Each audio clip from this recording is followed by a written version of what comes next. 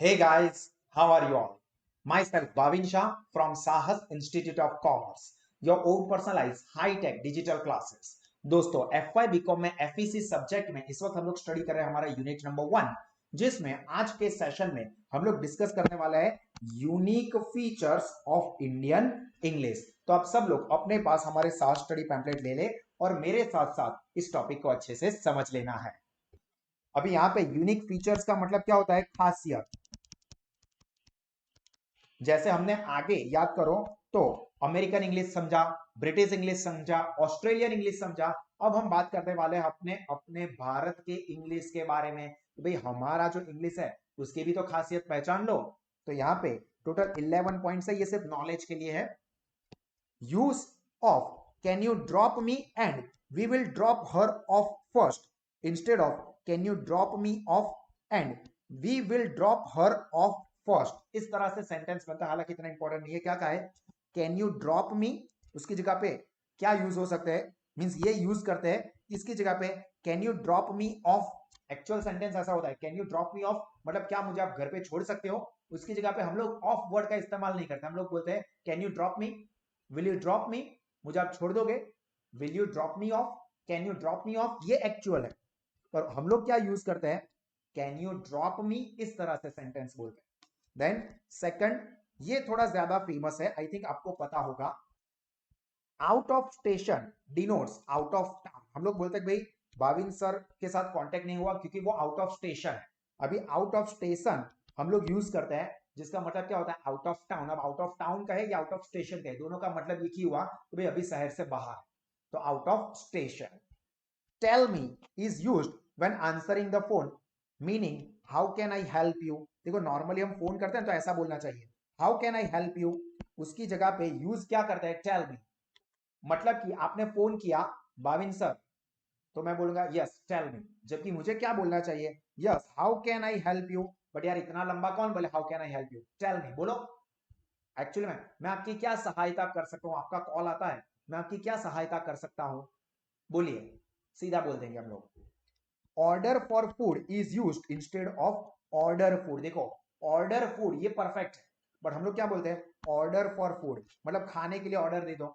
Let's order for pizza, जबकि actually में क्या बोलना चाहिए? Let's order pizza. ये एक्चुअली में सही होता है इंग्लिश के हिसाब से, लेट्स ऑर्डर पिज्जा। बट हम लोग इंडियन क्या बोलते हैं? Let's order for pizza. तो मतलब 4 पिज्जा ऑर्डर करने, ऐसा नहीं है। Let's order for pizza, let's order for pav bhaji, कुछ भी। तो यहाँ पे हम लोग फॉरवर्ड लगा देते हैं। ये सब सिर्फ जानकारी के लिए, ठीक है, इसको रटने की जरूरत नहीं है आप लोगों को। Title of respect while referring to elder, elder मतलब मोटा, सीनियर। तो आप लोग थोड़ा मान आपवाना शब्द यूज करो। और anyone giving the respect is ji. तो मतलब भाविन सर हम बोले जेठा जी, बबीता जी बोले बबीता जी बोलिए ना, बबीता नहीं बोलते, बबीता जी, जेठा जी, ये कहते हैं ना। For example please call a taxi for Gupta ji. क्या बात कर रहे हो, आजकल तो बिस्किट को भी पार्ले जी कहते हैं। तो घुंगरू जी तो घुंगरू आप मुझे जी मत बुलाइए, क्या बात कर रहे हो, आज तो बिस्किट को भी पार्ले जी कहते हैं। तो जी किसके लिए है? रिस्पेक्ट के लिए है।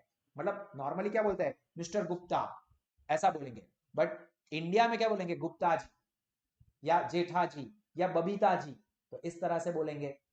सर हम लोग तो जीजा जी बोलते हैं ऐसे, पर ये होता है एक्चुअली। आपने देखा ये तारक मेहता आप देखते हो। Use of prefixes Shri for mister and Shrimati for miss या मिसेस यूज होता है। मतलब मिस्टर भाविन, श्री भाविन, श्री श्री भाविन, सॉरी भाविन, कुछ नाम बहुत इंपॉर्टेंट होते हैं तो उसके आगे 2 बार श्री लगाना है। तो श्री भाविन, श्री श्री भाविन।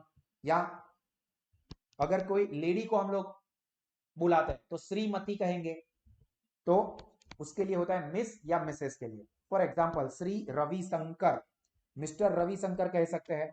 इस तरह से हम लोग लगाते हैं। या कोई बार सफिक्स भी लगाते हैं।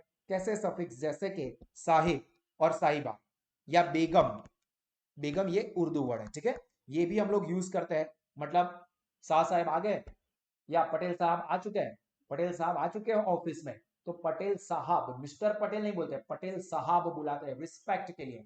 तो या तो श्री लगाओ या साहेब लगाओ, ये तरह के वर्ड हम लोग यूज करते हैं हमारे इंडियन कल्चर में। Use of mister and missus as common noun. For example ये बहुत होता है, ज्योतिष mister stop by the cop. Cop मतलब पुलिस। मतलब हम बोलते हैं ना कि भाई इंडियन के कल्चर में क्या करते हैं, पति का नाम नहीं लेते हैं, टप्पू के पापा इस तरह से बुलाते हैं। तो अभी इनके हस्बैंड है। फॉर एग्जाम्पल आप क्या सुनोगे, तो राज कुंद्रा मतलब शिल्पा शेट्टी के हस्बैंड को अरेस्ट किया है, तो शिल्पा शेट्टी के हस्बैंड को इस तरह से यूज होता है। ज्योतिष मिस्टर, शिल्पा शेट्टी मिस्टर, नाम नहीं लेंगे। क्या करेंगे, क्यों, क्योंकि पराया मर्द है ना, और हमारे देश का कल्चर क्या है, पराया मर्द का नाम नहीं लेते हैं। ओ तो उसको सीधा नाम से बुला रही है। अभी हम लोग एजुकेटेड है तो हम समझ सकते इट्स ओके, बट आप थोड़ा ट्रेडिशन देखो तो क्या होगा कि सामने शर्मा जी इस तरह से बुलाएंगे। यहाँ पे क्या बोलेंगे, ज्योतिष मिस्टर। अभी फॉर एग्जाम्पल एक लेडी है, तो वो दूसरी कोई लेडी के हस्बैंड का नाम नहीं लेगी, अपने हस्बैंड का नाम नहीं लेती है, तो दूसरे के हस्बैंड का तो नाम कैसे लेगी, तो वो क्या बोलेगी कि भाई शिल्पा के हस्बैंड को पुलिस ने पकड़ लिया। तो यहाँ पे ऐसा ही है कि ज्योतिष हस्बैंड, सीधा ऐसा नहीं बोलेंगे राज कुंद्रा को पुलिस ने अरेस्ट कर लिया, वो क्या बोलेंगे शिल्पा शेट्टी के हस्बैंड को पुलिस ने अरेस्ट किया। और my missus is not feeling well. अभी मैं क्या बोलूंगा, कोई जीनल मैडम की तबीयत अच्छी नहीं है, ऐसा no no, Jinal Jinal directly नाम नहीं ले सकते। My wife's health is not good.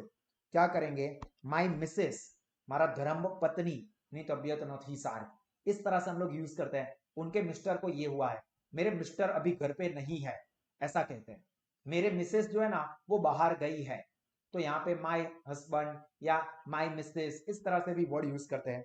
Many words from native Indian language have been added to the English dictionary like jungle, bungalow, punch, shawl. Shawl मतलब हम लोग जो उड़ते हैं ठंडियों में वो, या वरंडा, वरंडा मतलब compound.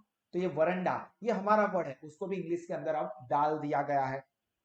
My manager is from Delhi only, from Delhi only.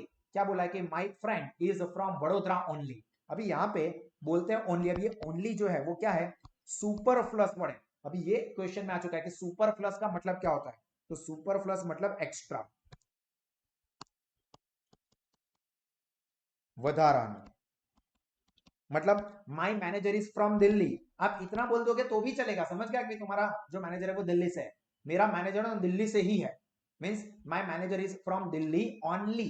तो ये ओनली एक्स्ट्रा वर्ड है, उससे कोई फर्क नहीं पड़ता है आप ये ओनली वर्ड को रखते हो या नहीं रखते हो, कोई फर्क नहीं पड़ता है। तो ये जो ओनली हो गया वो क्या हो गया, सुपर प्लस वर्ड हो गया। क्लियर। उसके बाद देखो, the compound cousin brother and cousin sister in Indian English designates whether their cousin is male और फीमेल। मतलब नॉर्मली क्या बोलते हैं, ये मेरे कजिन है। अभी पर कजिन में क्या लड़का है या लड़की है, मतलब भाई है या बहन, इसलिए हम लोग क्या बोलते हैं कजिन ब्रदर है, कजिन सिस्टर है, वो मेरी कजिन सिस्टर है, सी इज माई कजिन सिस्टर। अरे भाई सी बोलोगे और कजिन बोलोगे मतलब सिस्टर ही होगी ना, he is my cousin brother. अभी यार कैसा बेवकूफ जैसा ही लगाया है, तो ही मेल ही डिनोट करता है, he is my cousin brother, he is my cousin ऐसा बोलो यार।